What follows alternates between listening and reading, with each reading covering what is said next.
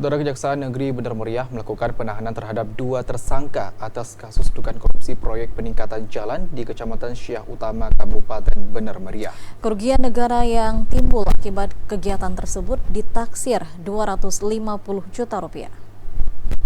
Kejaksaan Negeri Redelong Bener Meriah menahan 2 orang tersangka dengan dugaan tindak pidana korupsi proyek peningkatan jalan jalur 2 Ibu Kota Kecamatan Syah Utama, Kabupaten Bener Meriah.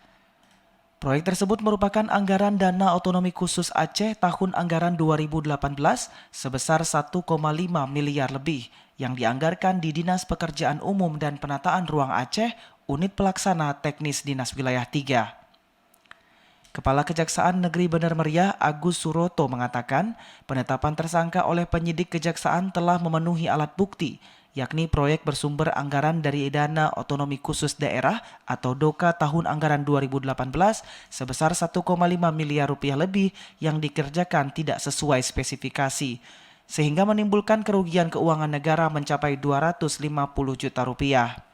Penetapan tersangka yang berinisial E dan I dalam kegiatan proyek pengembangan jalan di Samarkila. Tentunya ini juga merupakan langkah-langkah yang harus ditempuh karena sudah memenuhi 2 alat bukti yang cukup sehingga ditetapkan sebagai tersangka dan ditahan.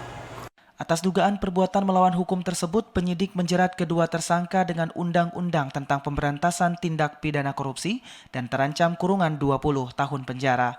Dari Bener Meriah, Mutia, TVRI melaporkan.